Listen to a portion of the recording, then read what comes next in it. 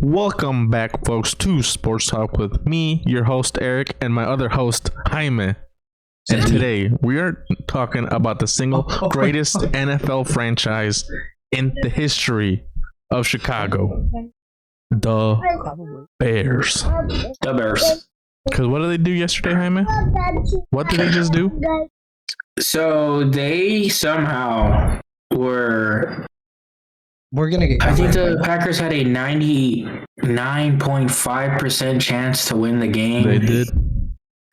There was less than 2 minutes left, around 2 minutes. Kyle takes his sweet time. He's like, you know what? I'm going to kick a field goal. I'm going to burn it 2 minutes. I don't care. I'm like, now, two-score game. They're crazy for that. But it's like, we're going to get the onside kick anyways. Mm-hmm. So we get the onside kick because their number one receiver got no hands, and he got that big guardian cap. Dude, he was like he couldn't hold all the footballs in his hands. Too much Yeah. cap on his head, dude. No. When you got that much cap on your head, you can't focus. His video was good though. Yeah. Go ahead. And then it's like fourth down. They say, we're going to all out blitz Caleb Williams. And he says, yeah, no, I'm going to roll to the right.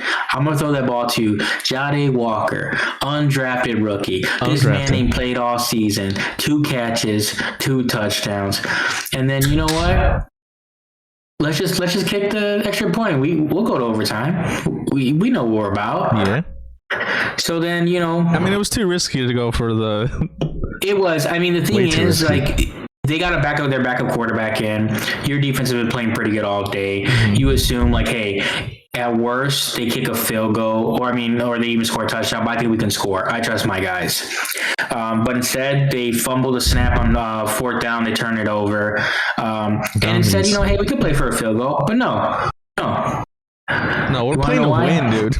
Exactly. We're playing to end it all. Well, the thing is, like, we would have won no matter what, but it's just... if they would have kicked the field goal, they would have just won, right? Correct, yeah. But they did it with style points by doing an actual touchdown. Well, and the thing, too, is, like, you want to kind of assert your dominance, and Matt LaFleur, you know, and Ben Johnson don't get along, and they wanted to talk all that stuff, so Ben Johnson probably was just like, yeah, we're just going to throw it downfield on you. And you know what happened earlier in the game, dude? That dude that was guarding... Moore is his name, right? Yeah, DJ Moore, yeah. He did a shitty little fucking dirty play. He did. Pushed him in the back. Dude, straight shoulder to the middle of the spine.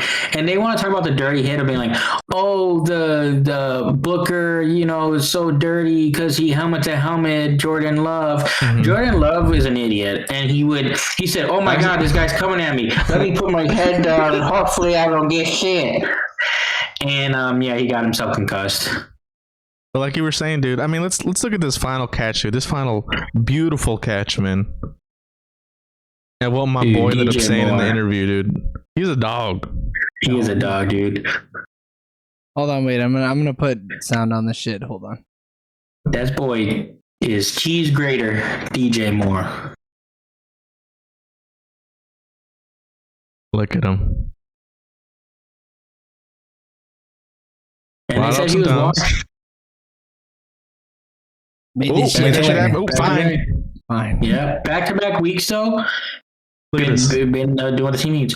No, this is not interference. This is not interference. It's pass interference. Absolutely pass interference. But it don't matter. Yeah, we don't need that. We don't need it. I mean, there's a couple missed calls. Let's see. Does he touch the? Yeah. I mean, he wrapped his head up. Yeah. If DJ Moore had the ball and then he does that, it's not pass interference, but he just kind of jumps on him too early. There they said it. Back it up a little bit, Jamie. It's after Packers always. Oh, it's after Packers always, dude.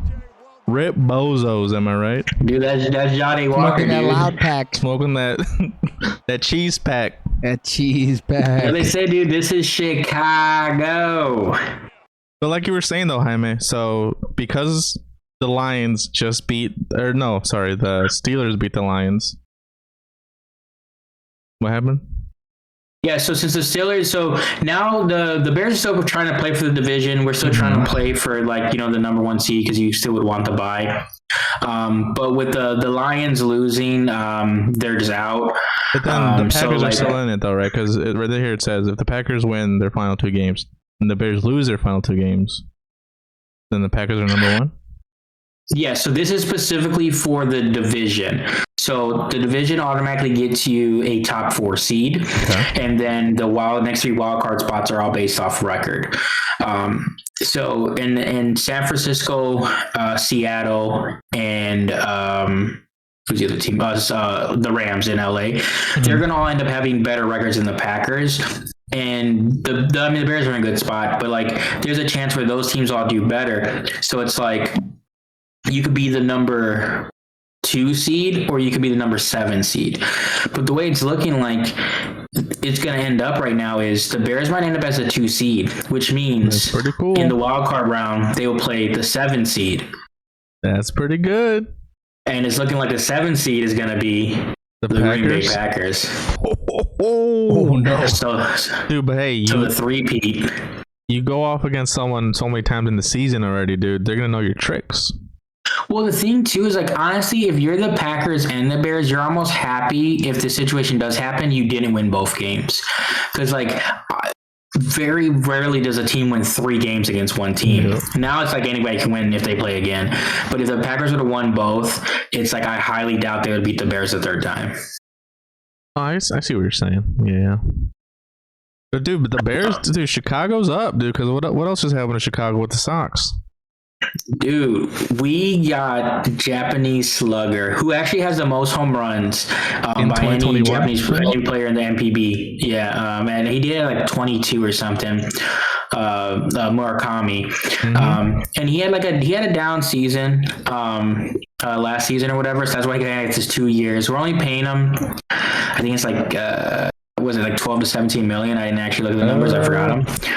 I thought it was like 2 for 34. So it's like I think yeah.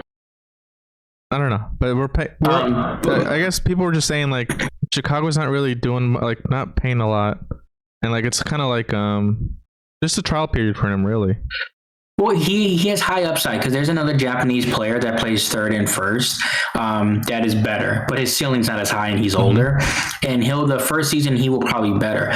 But Murakami could year 1, hit a bunch of home runs. He might only hit 230, but he could hit 30, 40 home runs. And the thing is, he's gonna play first base. Man, he's said he doesn't want to join Shohei's team.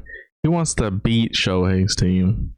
But you know what's interesting too, though, because the team he played for in Tokyo is like the little brother Tokyo team. Like they're the other team in that city. A chip on his shoulder, dude. Yeah. So then same thing with the Sox and the Cubs. Like the Chicago's team is the Cubs. Like the second team in the city is the White Sox. So I wonder if that played into it. Yeah. But no, it's huge because he's going to play first base they haven't had any production at first base. He's a left-handed bat. I think too, it's like he can put up 2 good seasons. The only problem is what if he does go off in 2 seasons? We don't really have any control over him. That's why normally you want to do 4-year deals. Yeah. But then it's like if he sucks, then it's like you're screwed. So like.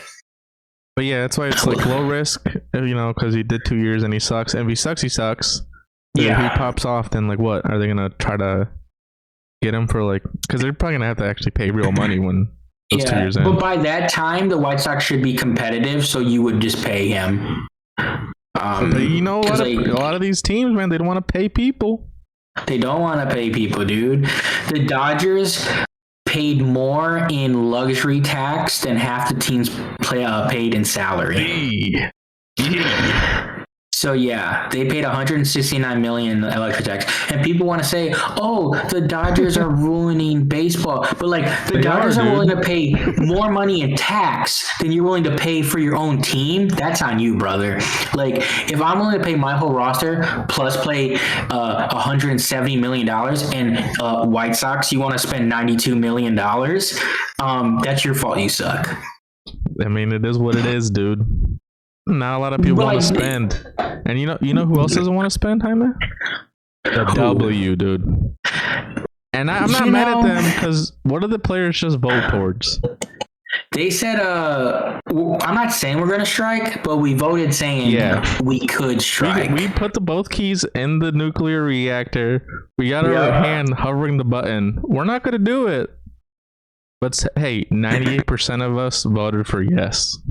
Yeah, dude. NECA's over there with one hand on one key. I don't know who the VP is, but I know she's the president. I don't know, Plum, maybe? I don't know. And yeah, well, each team has a representative and then like a sub representative, and then there's like the main people. But yeah, I think it's crazy. You pretty much said like this is not a good look for them. Like, why be like we're gonna strike? Why just not let the owners, lock you guys out? Well, because the thing too is they're saying like if this happens, and then because just if everyone's like, oh, it is strike this year, like they could lose this whole season. And if you're already bleeding money or whatever, they've lost money for 30 years at this point. If they're striking, you don't pay operational costs. At that point, I think most of them are just like, okay, I'm just gonna let it go. Yeah. Like, all right, I'm gonna rid my hands of this. Then that's basically what I'm gonna do. And then I'm gonna go to Project B. Whatever. I'm gonna go to Unrivaled. I'm gonna go overseas. Yeah, like I mean, the thing is where it's like all these investors have like never really made money, and they've been just eating the cost. So like, and I do think, and obviously we don't know all the true like fine tune writing, everything like that, right? People are saying we're just seeing like what's getting leaked. And each side is always going to leak what's going to make their story sound better. That just makes sense. But the thing is, it's like, I know they want like equity this, and that's like their, the keyword, that's their buzzword, equity. But that equity doesn't really mean anything until like it's realized. But not only that, if I'm going to give you a like, so I mean, it's like, it's like 200% like increase, like some of these players would get. That, dude. Yeah, I don't have that because I mean, the minimum. It's like now you can, and the base I think is 1.2, but it can go up to like 1.5 with certain, like I'm assuming if you like win stuff and all that stuff, right? Yeah. So 200K for a max player, 220, like 226 to one, like winning the MVP, winning a championship, going up to like 1.5 million. Yep. It's a huge salary increase, and they're gonna obviously try and do like all the so that each club has like its own proper gym and like stuff like that. That's another part that they're fighting for. And then, like I said, they want that equity. The thing though, even with the equity though, it's like, are they going to? So they want better facilities and stuff, right? Yeah. So not only am I giving you more of my cut of my pie, are you going to help me pay for these new gyms and these new staffs and adding more stuff to like make the league better? They're going to have to, and I'm sure they won't though. And I'm sure they want jersey sales too. Yeah, but the players, and I get it, they deserve to be paid more money, but I think they're offering enough money. I just don't think they can get equity because as much as they want to say the league has grown, if you remove Caitlin Clark and you remove, like, if you put the Fever at averages, they've gone up like 1-2%.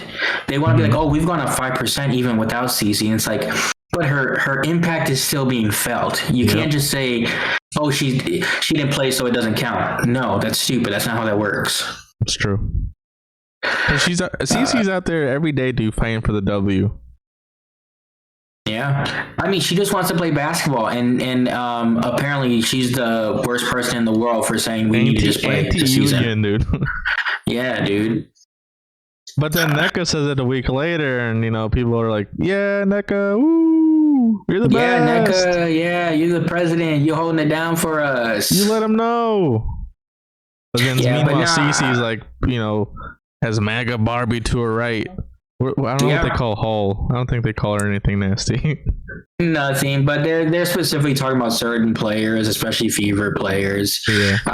But yeah, it's just ridiculous because at the end of the day, get as much money as you can, absolutely, but make sure the season goes on. If this season doesn't go on, it's done. It would be a disastrous fucking turn of events if there is no season next year because. Dude, they're going on the huge incline, and if they just abandon it all, it'll just go to shit. Yeah, and the thing too is it's these top 10% of the players, the veterans that have been Old around heads. for a while, that are trying to make up for what they didn't get. But you're going to screw over women for the next 10 years by like going this route. Mm-hmm. Because another league will come. There's been like 15 leagues since the W has existed in women's basketball. Leagues will come, leagues will go. But to get the backing from the NBA, to get the backing from like America, and then to just blow it all up, like it's going to take another few years to rebuild up a whole nother league. And people already don't take the league serious, so like They don't. The league is kind of a joke. That'll Like only add more fuel to the fire. yeah. They allow their personal feelings to get too much into it. And the thing is, yes, you should get paid, you should, get your worth or whatever. But in these positions, it has to be for the betterment of the league and the players going forward. And it just seems like too many people are worried about their own pocketbooks. Yeah, too many people are a little selfish right now. Yeah. And comment down below, guys, if you think, CC should make her own league, maybe CC BA, I don't know what we would call it. CC, I'd watch it. CC Loves Basketball League. I don't know what she would. She named it something silly, I think. But that's it for this week, folks. We got the Bears, we got the Sox, and we got CC on our mind.